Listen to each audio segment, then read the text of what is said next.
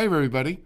President Trump may no longer be in the White House, at least not now, but Trump world is thriving.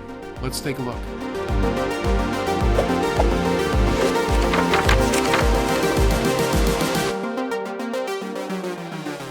This is Gary Benoit, your host for Beyond the Cover, and we have with us today William F. Jasper, senior editor for the New American Magazine. So welcome to the program, Bill. Thank you, Gary. Always a pleasure. Now, Bill, you did more articles than anybody else in this, I believe, fantastic issue that we've done, this collector's edition on Trumpworld. And so you know a lot about Trumpworld. Why is it that Trumpworld is still thriving, in fact, maybe even growing, without Donald Trump in the White House? Well, I think when you look around, Gary, even those who voted for Joe Biden are having a lot of voters' remorse now and are wishing that Trump were back in office. Obviously, not the true blue hate Trump and hate Trump world. It's not just that they hate Donald Trump. They hate what he represents and who he represents, which are all those people, black, white, brown, of all different colors and backgrounds, that voted for Donald Trump because of the vision that he was promoting and supporting.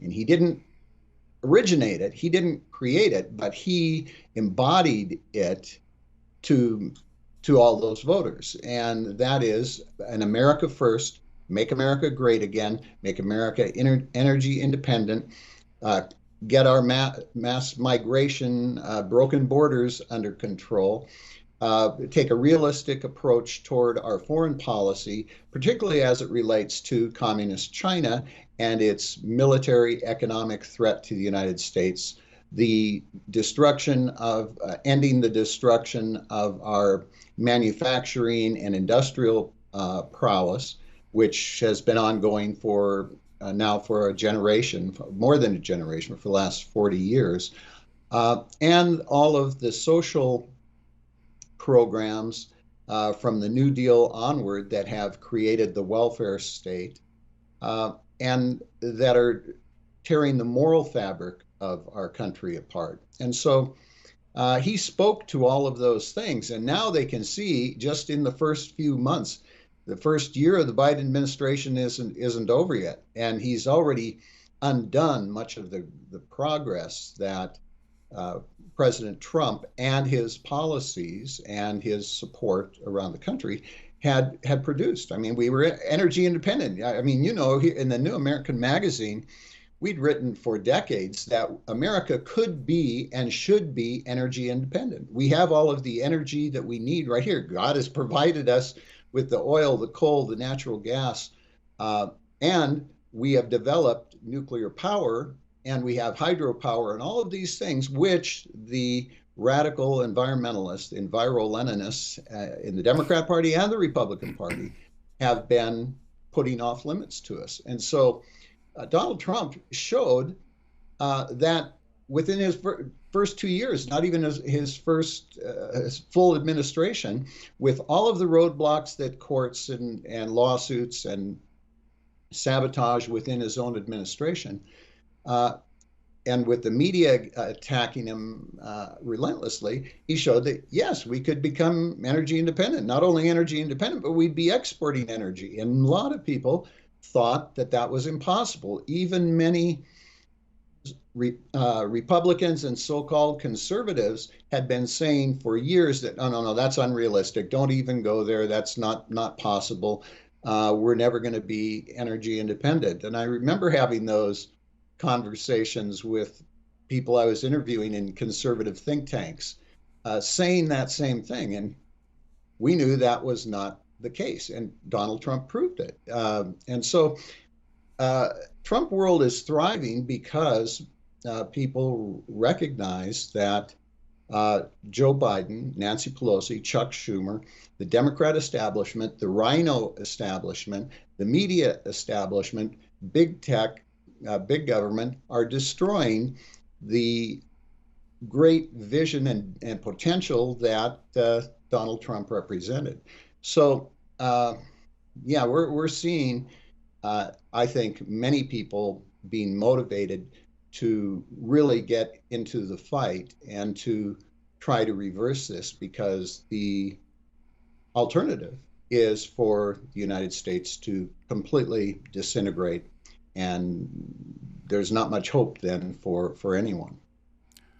Well, you made the point that the powers that be, the deep state, the swamp creatures, not only hate Donald Trump, but they hate Trump world, because without Trump world, it would have been impossible for Donald Trump to have been elected president.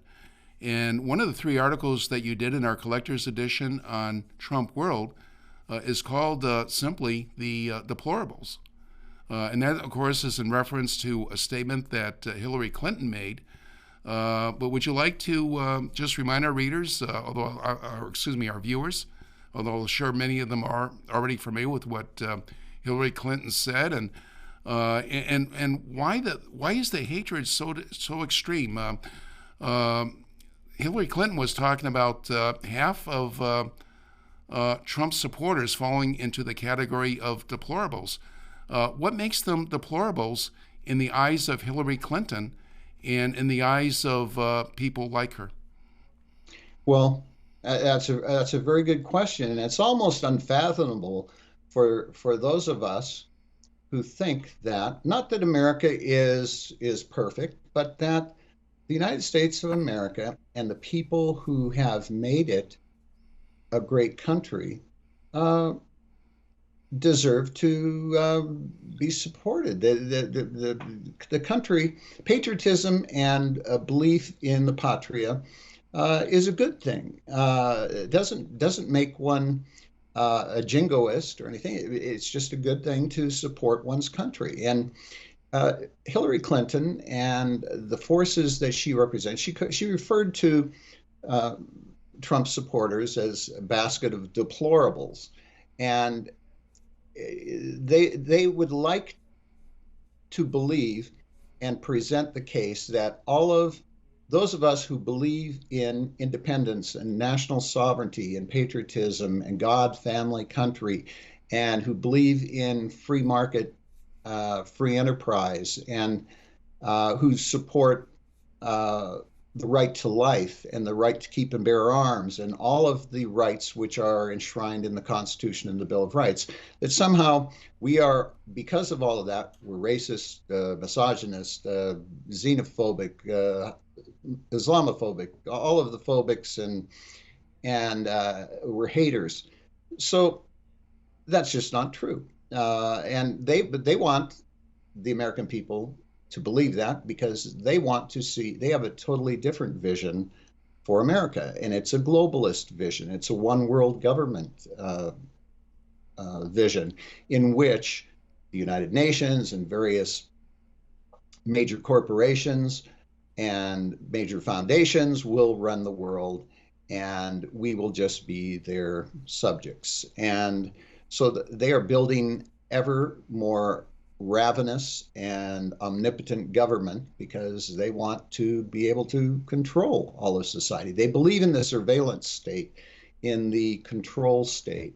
And we see that with all of the medical bureaucracy that they've put together under the so-called pandemic to completely overthrow constitutional government and restrained government.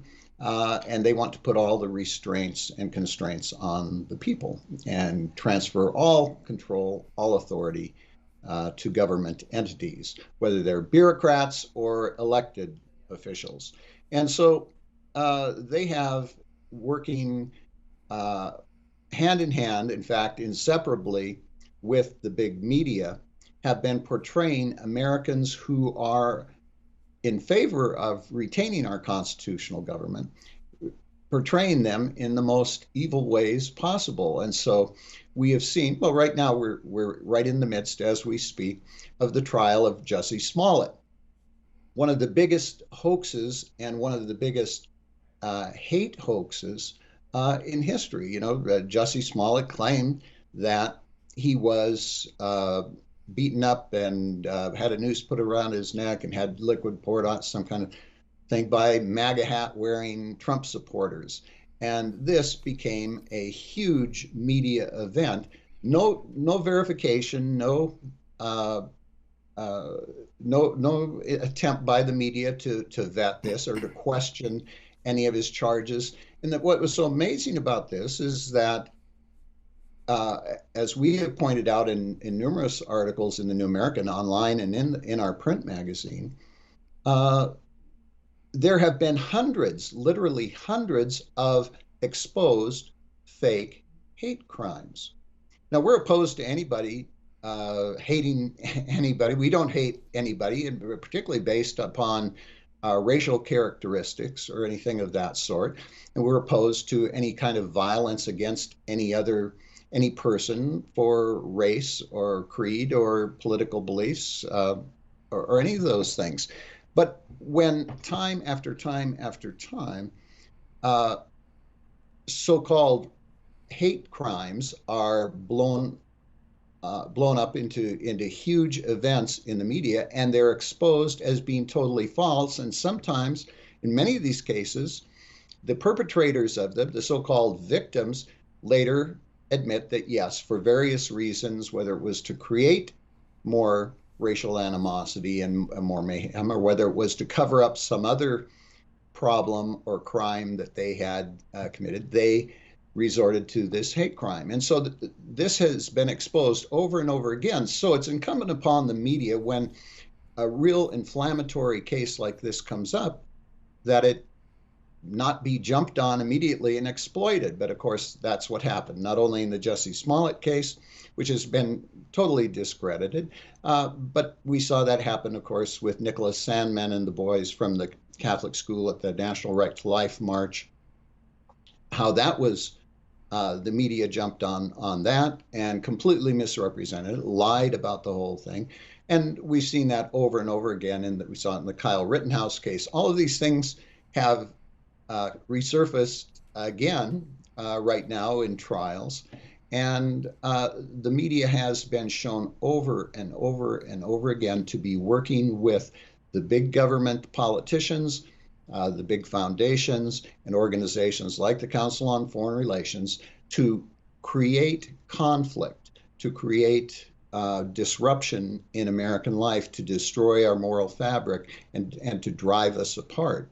And that can't be allowed to continue. If that happens, then it will destroy all of the racial comity and that is necessary to have a peaceful society. And that's one of the other reasons why they hate Trump. He actually, although they have portrayed him as the biggest racist, he has brought more Hispanic, Asians, and Black voters into the Republican Party, or just voting for him because they recognize that a rising level of water raises all boats, and that his economic programs and what he has been doing has raised them higher in terms of minority employment and minority gains in history. So the deplorables are a big problem for the big media and for the deep state, because in spite of everything they've done, those American deplorables recognize what is really this country's really about, and they're in favor of keeping it, and they're in favor of those politicians who will stand up for their rights. It's for the right to life, the right to keep and bear arms. That's another area where they've been hitting Trump and all conservative deplorables and politicians on, is the right to keep and bear arms. The would-be totalitarians who want to rule over us need to disarm the American people. And more people are realizing that it's more and more incumbent upon them to be armed, because that's part of what our founding fathers recognized. They called it the palladium of our rights, that which protects our rights. One final question, Bill. The so-called deplorables or Trumpworld is a movement that it's growing, it's taking off, and in fact, in another one of your articles in Trumpworld, the Trumpworld Collector's Edition from the New American Magazine, you have an article called "The Great Awakening." Would you like to finish up by talking about that awakening? Maybe pointing to a couple of examples where the awakening has been manifested, and of course, anything else you'd like to conclude with. Well, yes, I think there should be a very hopeful feeling in the American people, despite what is happening all around us with the Biden administration and those who are promoting and protecting and actually directing him. It can be very troubling to look around at this because it doesn't look good. We are seeing destruction of so much of the fabric of our society and of our economic viability, and but this has caused a late but hopefully still viable awakening in the American people of a number of different awakening on a number of different levels. One of which is something that we have been working very meticulously for many years at the New American, is to awaken the people to an understanding that yes, indeed, there is a deep state. There are forces within our government that have been working to undermine our constitutional republic and our freedoms for decades. And we have focused on particularly the Council on Foreign Relations, which has been at the heart of this for 100 years, for a century, founded in 1921. Many of them were working actually before the founding of this to create a global government, and they finally accomplished the first part of that in 1945 with the founding of the UN. And so for the last several decades, we've been trying to expose that.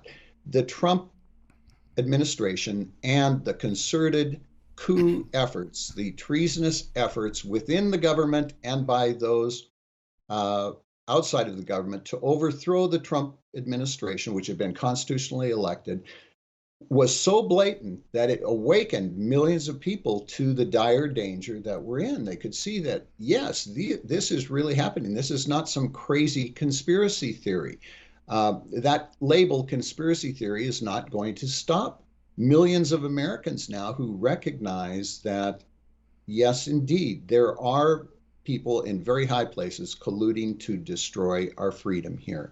So that is one of the awakenings. And the other awakening, though, is the hopeful awakening that I alluded to earlier, and that is that millions of Americans who had been inactive for so long, had been passive observers, engaged in non-essential diversions, finally said, hey, wait, this is pretty important. This is existential. We better get involved. And they got involved. And the first Trump administration showed that, yes, we can roll back all of these destructive regulations. We can secure our borders. We can bring investments back to the United States that had fled decades ago. And we can make America great again. We can get our energy independence. We can do all of these things that seemed impossible before. So there is a great awakening, and it's going to take a lot of Americans being persistent and prayerful and resolute so that we continue to take back this country from those who are trying to take it away and to destroy it. Well, so it's I think a very historic and exciting time to be alive. And I think that our Trumpworld special issue is going to motivate a lot of people. It's going to inform a lot of people who have only been on the fringes following things for many years. Now they're going to be able to put things together all in one place. And I'm very excited about what's going to be happening in the future. Well, thank you very much, Bill. We're glad to have you with us. And for those viewers who would like to get a copy of Trumpworld, and or more than one copy, we encourage everyone to do so. Please click on the link in the description to this video. Thank you very much.